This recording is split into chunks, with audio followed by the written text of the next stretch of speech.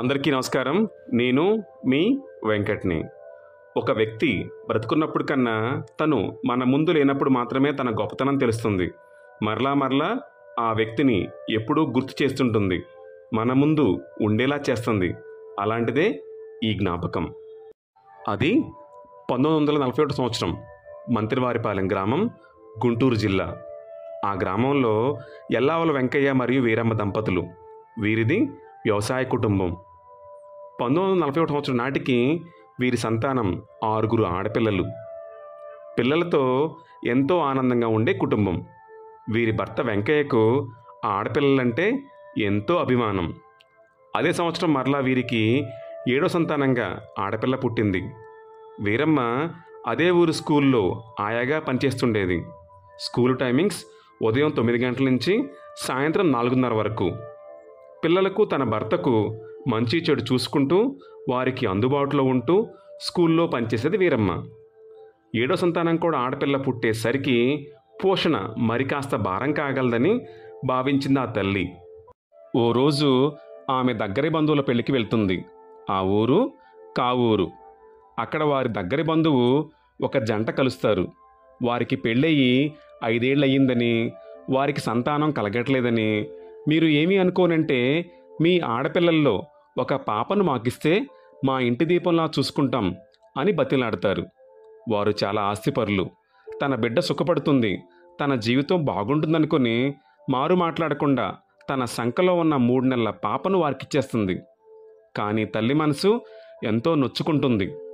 సాయంత్రం దాకా ఉండి ఆ పాపకు కడుపారా పాలిచ్చి ఇంటికి పయనమైంది. ఆ ఊరి నుంచి వీళ్ళ ఊరు 9 కిలోమీటర్లు. ఆ రోజుల్లో నడిచి లేక ఎద్దుల బండిలో వెళ్ళాలి తప్ప బస్సు సదుపాయం ఏమీ లేదు. సాయంత్రానికి నడుచుకుంటూ ఇంటికి చేరుకుంటుంది.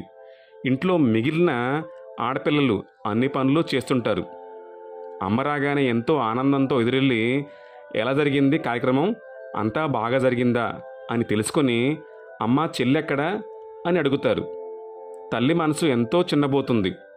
చెల్లిని మామయ్య వాళ్ళ ఇంట్లో ఉంచాను, రేపు ఉదయాన్నే వస్తుందిలే అని చెప్పి ఇంట్లోకి వెళ్తుంది.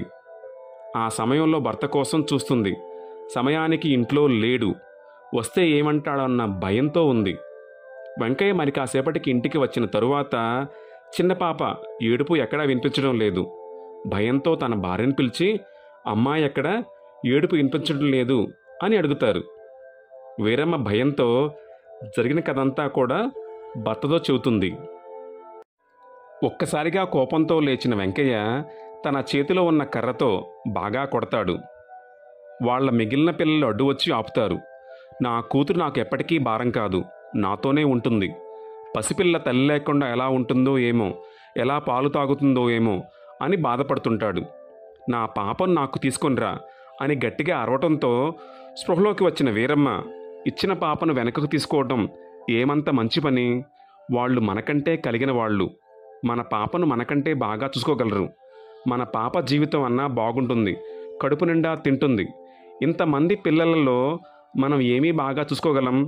ఆలోచించండి. ఇప్పుడు మన పాపకు 3 నెలలు, తనకు 11 నెలలు వచ్చేవరకు నేను రోజు వెళ్ళి పాలు ఇచ్చి వస్తాను, రోజు వెళ్ళి చూసి వస్తాను అని వీరమ్మ చెప్పడంతో భర్త శాంతిస్తారు. వీరమ్మ రోజు ఉదయాన్నే లేవటం, ఇంట్లోని పిల్లలను చూసుకుని వారికి భోజనం పెట్టి 9 గంటలకు స్కూలుకు వెళ్ళి సాయంత్రం వరకు స్కూల్లో ఉండి అయిపోయిన తర్వాత 9 కిలోమీటర్లు నడుచుకుంటూ వెళ్ళి ఆ పాపకు పాలిచ్చి సాయంత్రం 9:30కు తిరిగి ఇంటికి చేరుకునేది. ఇలా ఒకరోజు కాదు, 2 రోజులు కాదు, 8 నెలలు ఇలా రోజు వెళ్ళి పాపను చూసి పాపకు కడుపారా పాలిచ్చి మరలా రాత్రి 9 గంటలకు ఇంటికి చేరుకునేది వీరమ్మ. ఇలా ఒకరోజు కాదు, 2 రోజులు కాదు, ఎండాకాలం కాదు, వానాకాలం కాదు, ప్రతిరోజు ఆ బిడ్డకు పాలిచ్చి వచ్చేది వీరమ్మ. ఆదివారాలు, పండగ రోజుల్లో ఆ పాప వీరింటికి రావటం, వీరు వారి ఇంటికి వెళ్ళటం జరుగుతుండేది. అలా ఆ పాప పెరిగి పెద్దయిన తర్వాత కూడా వీరితో మంచి సంబంధాలు కొనసాగించేది. ఆ పాప పేరు కట్టిబోయిన నాగేంద్రమ్మ. ఊరు కావూరు, జొన్నగడ్డవారిపాలెం. వీరమ్మ గొప్పతనానికి, సహనానికి సమాజమే కాదు, ఊరే తలవంచింది. వీరమ్మ ఎవరో కాదు, మా నాయనమ్మను కన్నా అమ్మ. మా నాయనమ్మ నంబర్ 6. పేరు వైదేహి.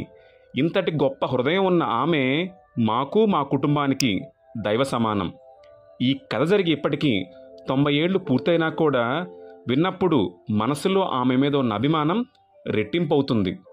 అమ్మ అనే పేరుకు సరికొత్త అర్థం చెప్పిన వీరమ్మ మాకు ఎప్పటికీ ఇలవేల్పే. ఎవరినో గుర్తిస్తాం, ఎవరి గొప్పల గురించో మాట్లాడుకుంటాం. మన కుటుంబంలో ఉన్న ఇలాంటి తల్లుల గురించి, వారి గొప్పతనాన్ని గురించి తెలుసుకోవటం వలన మనం ఎంతో ఆనందానికి లోనవుతాం అనటంలో ఎలాంటి సందేహమూ లేదు. మొత్తంగా వీరమ్మ 8 మంది ఆడపిల్లలకు జన్మనిస్తుంది. వారిని పెంచి పెద్ద చేసి వారికి విద్యాబుద్ధులు నేర్పించి వారికి పెళ్ళిళ్ళు అయిన తర్వాత వారి మంచి చెడులు అన్నీ అయిపోయిన తర్వాతే తన స్వర్గానికి పయనమవుతుంది. ఇంతటి గొప్ప హృదయం ఉన్న వీరమ్మ మాకు మా కుటుంబానికి దైవ సమానం. అమ్మ అనే పేరుకు సరికొత్త అర్థం చెప్పిన ఈవిడ మాకు ఎప్పటికీ ఇలవేల్పే.